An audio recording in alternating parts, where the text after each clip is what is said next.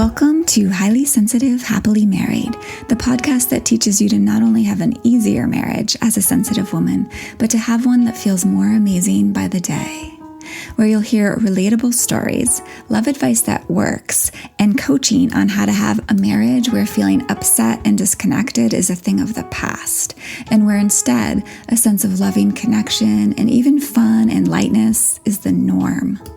I'm Hannah Brooks, highly sensitive person, love expert, and marriage coach, and I'm so happy to be on this journey with you.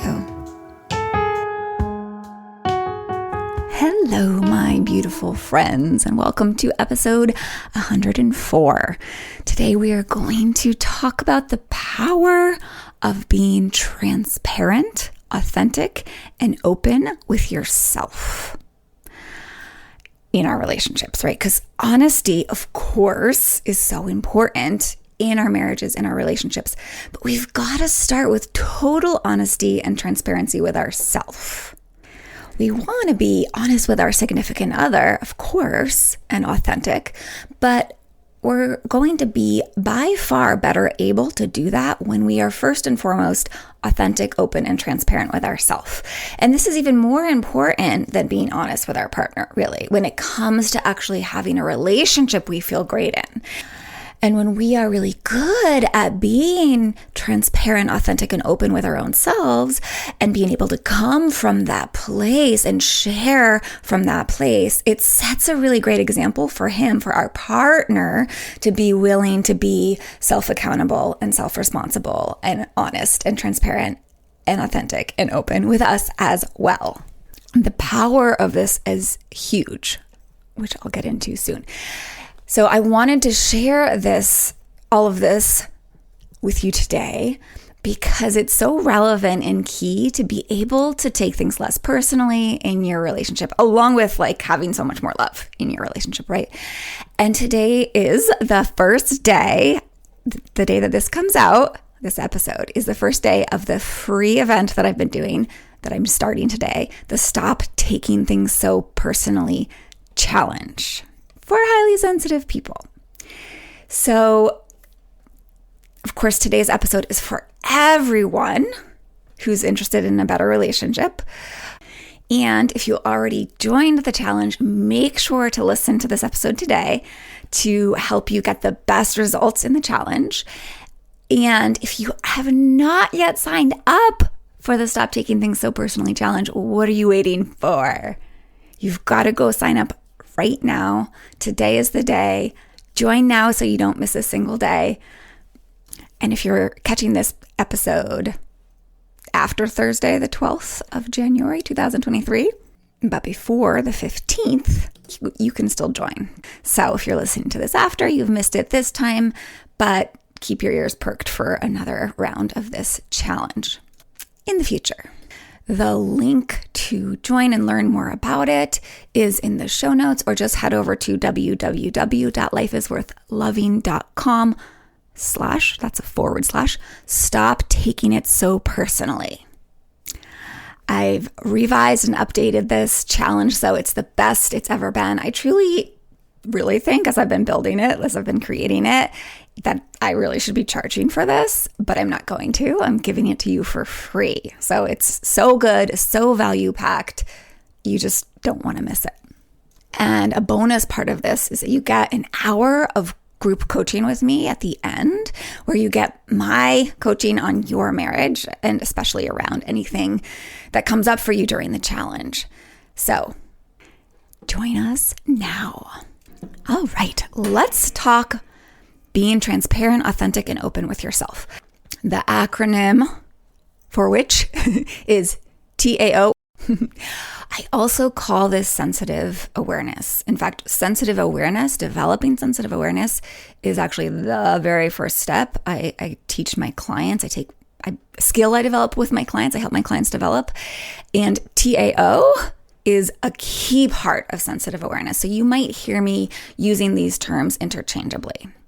So TAO is one of the top most fundamental skills that makes up emotional agency. And really what I mean by that is your capacity to shift things in your marriage at the very root for the very best.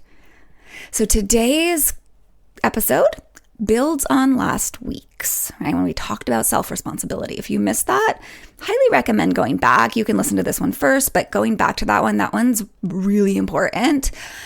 So definitely listen to that one. And this episode is going to be the best episode to set you up for this year being the year your marriage changes for the better forever. So it's January, and I love really that this whole month, or at least this first half of the month or so, be a review time for last year so that we can then intentionally move forward into this current year, knowing where our work is to create what we want, right? Especially, of course, in the realm of marriage. So if you're listening, I know that you want to have a thriving marriage full of peace and connection and support and loving allyship and intimacy and fun and lightness, along with depth and passion and all the good stuff, right?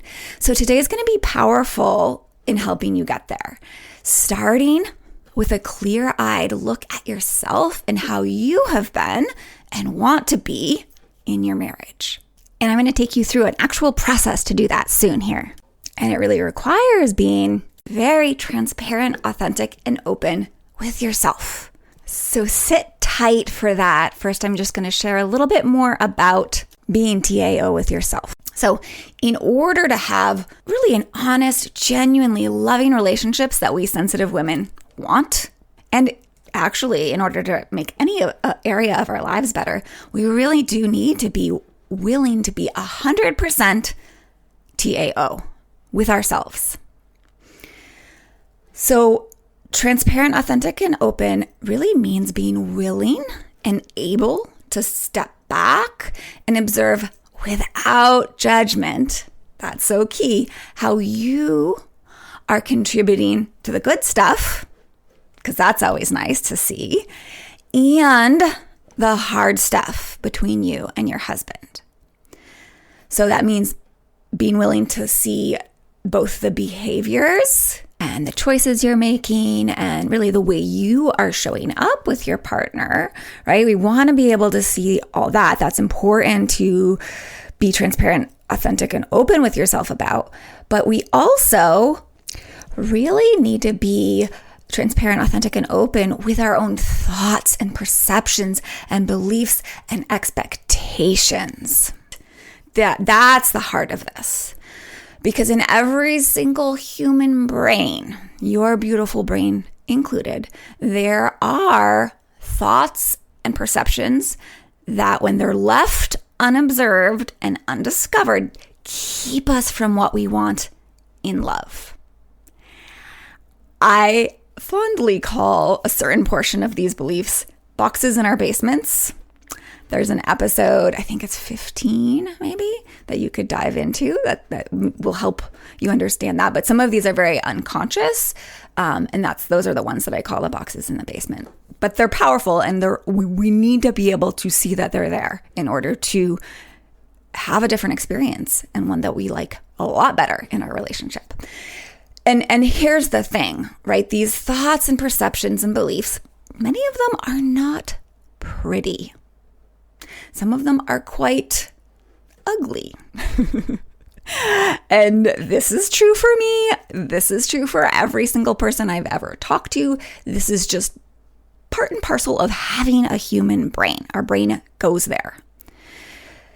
Now we want to look at them, even if they're ugly, right? Especially the hard things to look at, especially the ugly things going through our minds and hearts, right? Not really hearts, but you know what I mean. Because they are the barriers to the marriage you want and really to everything you want in life. Because those thoughts and beliefs, they drive your feelings and therefore your actions. So how you relate to, how you speak up, how you react to, how you communicate with your husband, right? How you connect to him or turn away from connection with him. How much you invite him to spend time with you or you don't, right?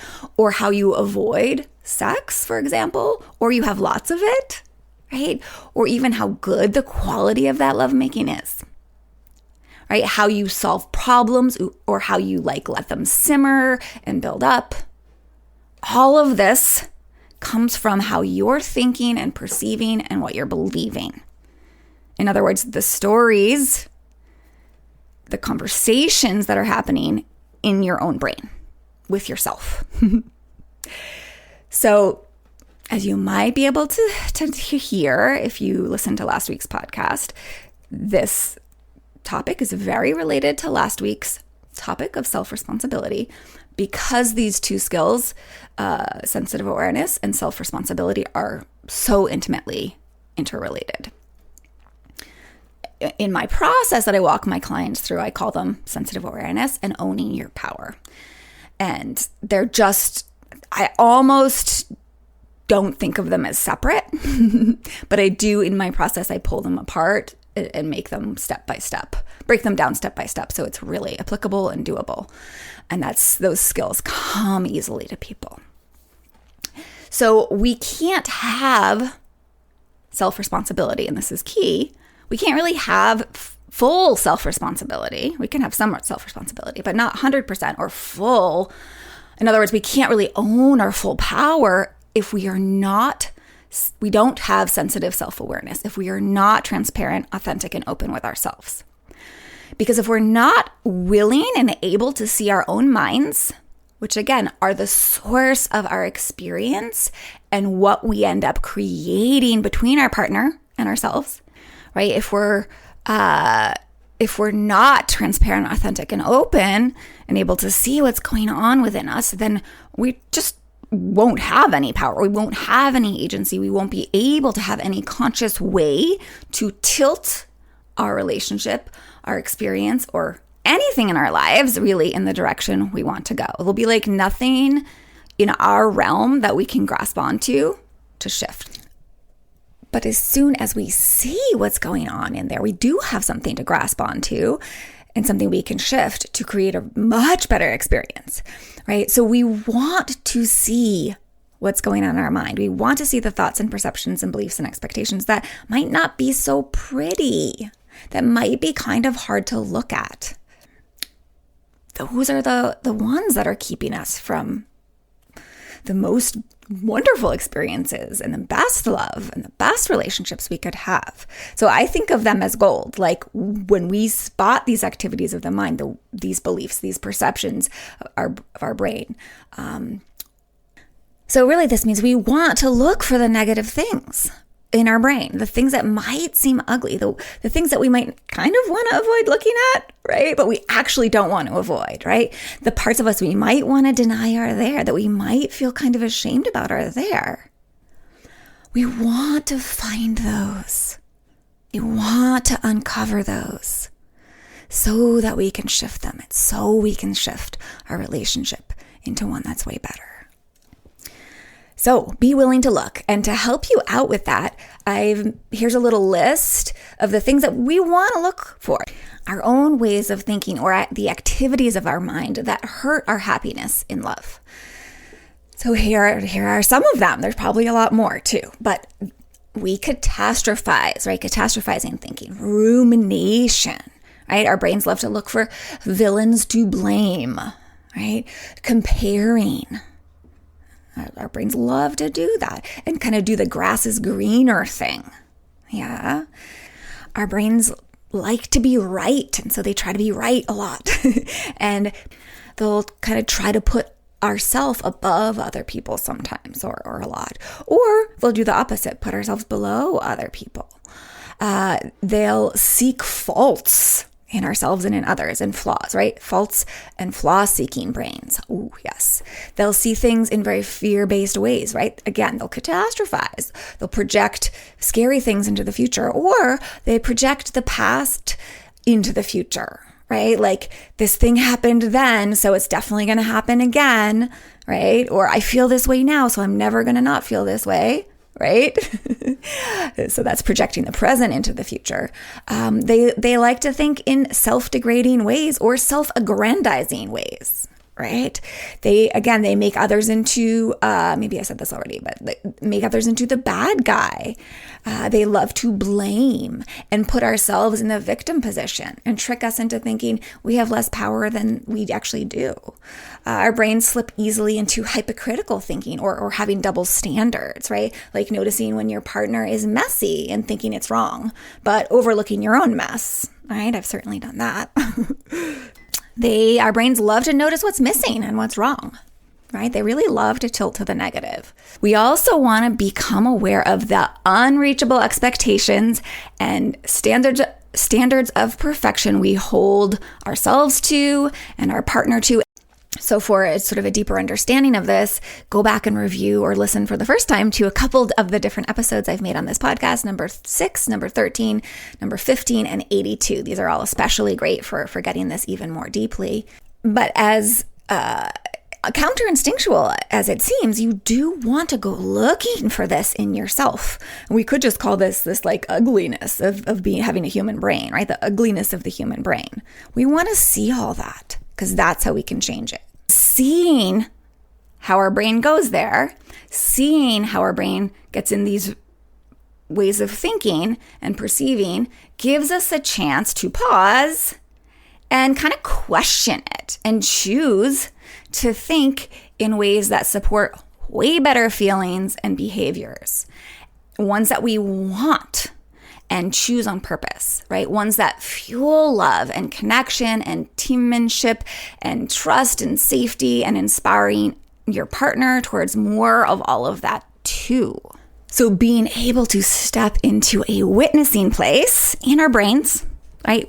An observer mode without judgment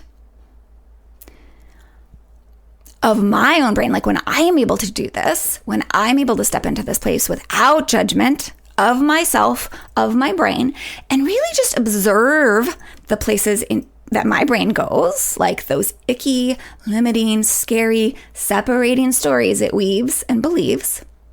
This is perhaps like the very biggest thing that has let me free myself from what has kept me from the love and the experiences of life that I want. It's so empowering. It's so freeing. Being transparent, authentic, and open with myself is truly one of the most powerful magician-like things I've ever learned how to do. And truly, it's one of the most powerful things any human can learn how to do. Because again, to reiterate, it frees you up to choose to be the empowered creator of your life, of your experience in your relationship, and of the culture of your relationship, instead of a victim of it, right? So if you listened to episode 97 about non-negotiable wants in relationships, you'll have heard that I shared transparently, authentically, and openly with you about what my brain was doing that was leading to the hard time my husband and I had this summer. And to shift that, I shared that I had to be, well, I'm sharing now, like in order to make the shift that I did, I had to be transparent, authentic, and open with myself, right? I had to take responsibility and see where I was creating and contributing to the discord we were having together and my own pain that I was having. So once I did that, I was able to shift everything for the better. So I want to give you a couple more examples of like why there's so much power in being transparent, authentic, and open with yourself and what it can help you do.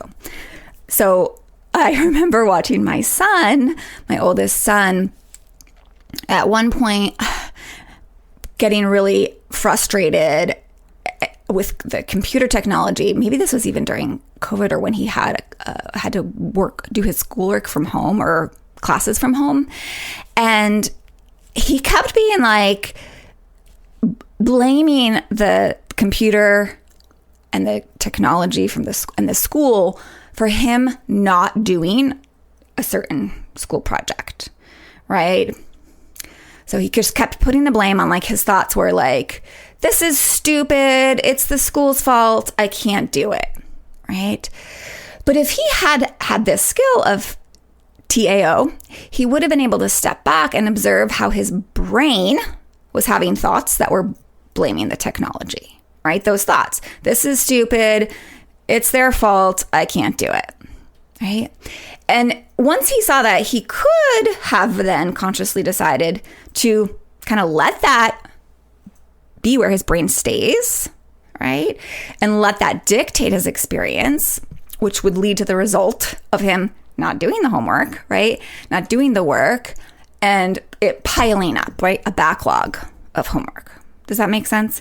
Because if he's like, I can't do this, this is stupid, it's their fault, that the feeling he's going to have is discouraged, and then he's just not going to take action. He's just going to sit and do nothing, right? So if he had seen his own mind, he would have been able to, instead, if he wanted to, decide to kind of take it by the reins and direct that brain of his by saying to himself, by thinking something like, okay, some things haven't gone as easily as I wanted them to.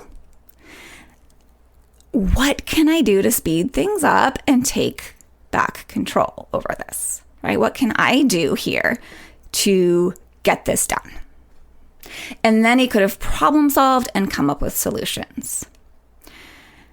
But none of this would be possible without him being willing to see where he was limiting himself, right? What his brain was doing to keep him from moving forward and reaching his goal of getting the work done and not having a backlog of homework. So I hope that's a useful example. Another example is, I've probably talked about this on the podcast. It's an interesting place that my husband keeps slipping back into. But his brain loves to go back into this belief that kids should be like little adults, that they should be responsible around the house as adults. And now I see this in him really fast. Like as soon as he slips into that line of thinking, that old belief, I see it. And I think this is, of course, partially because I'm a highly sensitive person, right? And we're pretty good at seeing things like this in our partners and other people, right? And I can really read him well, but I also am a coach. So when I'm listening to people, I see what they don't see themselves. Like I see where their brain is going, even if they don't see it, based on, how they're looking and how they're acting. Right, I see what they're believing in the moment that leads to the things they're doing and saying. Yeah. So that's a skill that I have very developed, right? So I see it and my husband doesn't even realize it. So when I'll see it, like when my husband says something to the kids, like in a tone, right? In a certain kind of angry way with the kids, you need to empty the dishwasher now. Right? He'll say something along those lines, and I'll know instantly that he's slipped into this space in his brain, this belief in his brain that the kids should be responsible and do this without me asking, that kind of thing, right? That they should be little adults. So it's interesting because my husband, he's developing this, but it's not super strong in him yet, this transparent, authentic, and open with himself thing.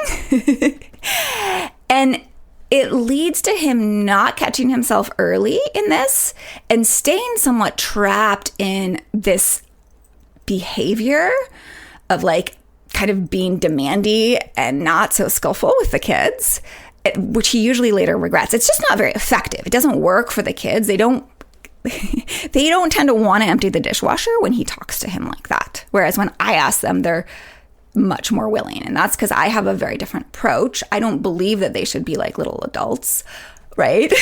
And so I believe that sometimes they need reminders, and I'm happy to remind them, right? So point here is like his lack of quickly being able to be transparent, authentic, and open with himself and catch his own stories in his mind leads him to behaving in ways that get bad results in his relationship with the kids and actually don't teach them the skills or that like to be more responsible around the house, which is his goal. So it's kind of a backfiring thing that happens here. Now, of course, I have compassion for him and patience with him around this, because this isn't something he was born with or he was taught, right? Although I've been helping him see this in himself and learn how to be more transparent, authentic, and open with himself. And it's great to witness as he grows in that way. But I have patience and compassion with him around it because I do have this training and I'm a highly sensitive person.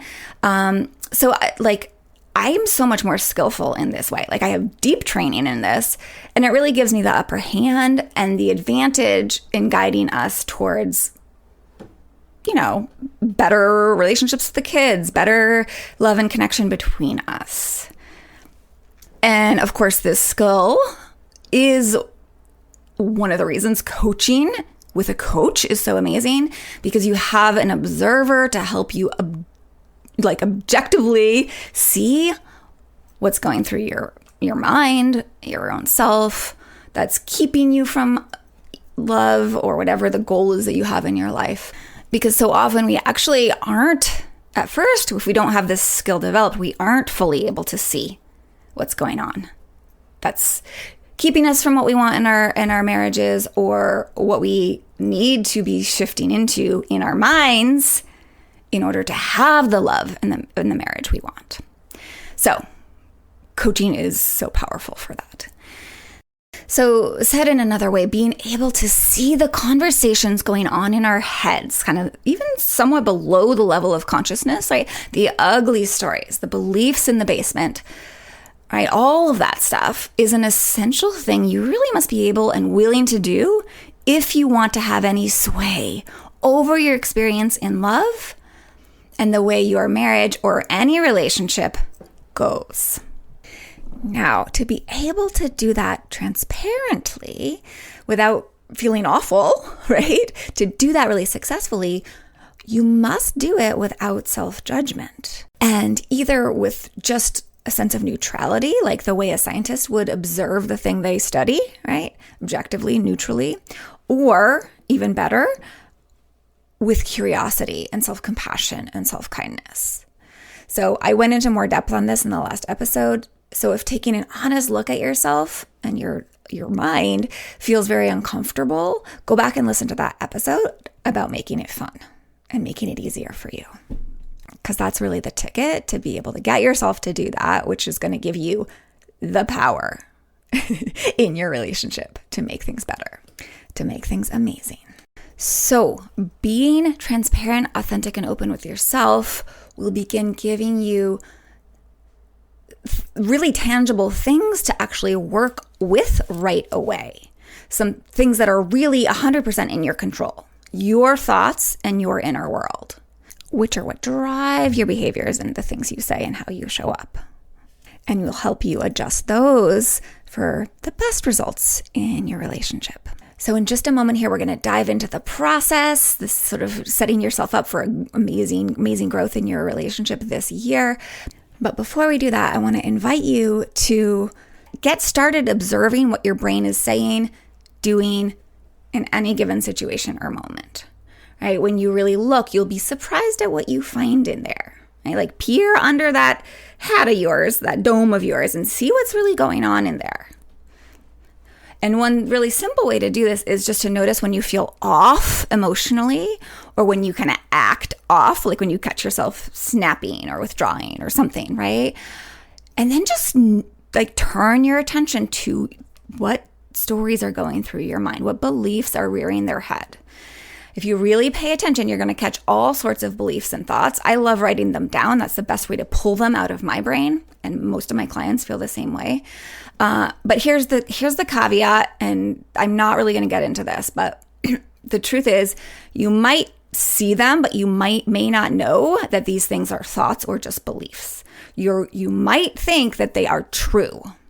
And this is one of the places where having a coach help you is really everything, because you won't be able to change what you believe is just a fact or a truth, right? So that's one of my specialties. Like I said about my husband, it's like when he's really believing that children should be little adults, right? If he really thinks that and he thinks that's a fact, he's not going to be able to change that because you can't change what's a fact. You can't change fact, right? So this is one of those places. This is more skill is involved here. And again, this is why having a coach is one of the reasons why having a coach is so powerful, because I help you discern what's a fact from what's a thought. And the truth is most things are thoughts, and that's good news because it means we can shift them and have a way better experience in our lives. Okay, let's dive in to a transparent and authentic and open review process for the year. So this is really the heart of this podcast episode. Once you take a transparent and honest look to see how you showed up this last year, what worked and what didn't work, you're going to then be able to decide how you want to do it differently this year. And this is really going to set you up for the most success you've ever had at making your marriage the very best it can be. So some tips to set you up for this. Kind of like I said last week, doing this work must come from the intention of being loving and compassionate to yourself, right? Of accepting your imperfect humanness. And one thing that can help is just to remember that every way your brain might go, what I've called quote unquote ugly, like that's just part of being a human with a human brain. It's not you, it's not personal to you. It's just the equipment that you came with. When we've all come with it, we all were born with that equipment. Okay, so when your brain really wants to be right, or it really wants to see negative, or it really wants to blame, you want to see that and not judge yourself for it because it's just part of being human. And in fact, if you are choosing to take this life and love changing step of taking like radical self-ownership and being really transparent, authentic, and open with yourself, really you are my hero. I really want you to see how brave and empowered and heroic that is. So powerful. Such a beautiful thing to do. If more people in our world did that, we would have such a better world. So you can feel good about yourself for stepping into TAO. So here is the review process. I want you to get out paper and pen and write this down and actually do it. We're not going to do it here together. I'm going to give you all the questions and then you can come back and answer them for yourself. We're going to start with a review of last year. What worked? I'm going to start here. So here are the questions you can answer for yourself. Where am I proud of who I was being last year? The choices I made in relationship to my partner or in my relationship with my partner. What thoughts did I have that got me feeling closer to him? That had me showing up in a way I feel good about? What thoughts were there? What beliefs did I have? That one might be a little hard, but see what you can come up with. Where was I successful at meeting my own emotional needs last year? Where was I successful at holding myself lovingly through any hard feelings? Where was I successful at caretaking my high sensitivity or my sensitive system? Where was I successful at being brave and vulnerable and making requests from a loving place to my partner? Where was I successful at communicating clearly? Where was I successful at intentionally choosing love when I could have more easily chosen resentment or holding a grudge or anger? Such beautiful questions to answer and to see in yourself. That's going to help you be able to do more of that. Okay? All right, moving on to the next step. This one's where we might see some of the more ugly stuff, and that's okay. That's a beautiful thing to see. So you can shift it if you want to. So what didn't work this last year? Here are the questions to write down and answer for yourself. Where was I not the best this year in my relationship? Right, nice general question. Where was I seeing through negative lenses? Where was I looking for flaws? Where was I seeing flaws in my partner? Where was I holding my partner to unrealistic standards? Ones I may not even hold myself to. That's a good one. Where was I expecting my partner to live my values and not doing so fully myself? I see this one all the time. We're like, he needs to be more loving and compassionate, right? And meanwhile, we're not being very compassionate. We're upset that he's not being more compassionate. So we're lowering ourselves to being less compassionate. Make sense? All right. Where was I expecting him to meet my needs instead of learning to meet my own? Where was I holding it against him? Where was I holding it against him that he wasn't more loving and attentive? Like, where was I bad, making him the bad guy? That's another way of putting that. Where was I hypocritical, like holding that double standard, like being the defensive, right? But accusing him of being defensiveness, right? Where was I trying to control who he is being instead of accepting him for who he is? What were my predominant thoughts this year that led to me closing down or getting mad or feeling cut off from him in any way? So answer those questions. This is gold, seeing this, answering these questions and really seeing what was going on for you. This will give you so much valuable information for you to move forward and choose to do it differently in the future, and therefore have a very different experience and outcome this year in your relationship.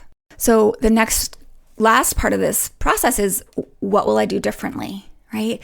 And it's really just mining this information, especially this last step, for like, where do I want to do this differently? And my suggestion is just to pick like 3 areas, at least to start with, like for now. So you can really focus on that. Okay? Such good information. So I want you to notice how this process of being transparent, authentic, and open is so clarifying and empowering, right? It really just gives you the information you need to tweak and shift and adjust yourself so you can move your marriage in the direction you want. This is how we create change, my friends, right? We own that we have some power, some or a lot or 100% responsibility in our experience. And we look at where we aren't harnessing that power, where we are contributing to what is not working in our relationship.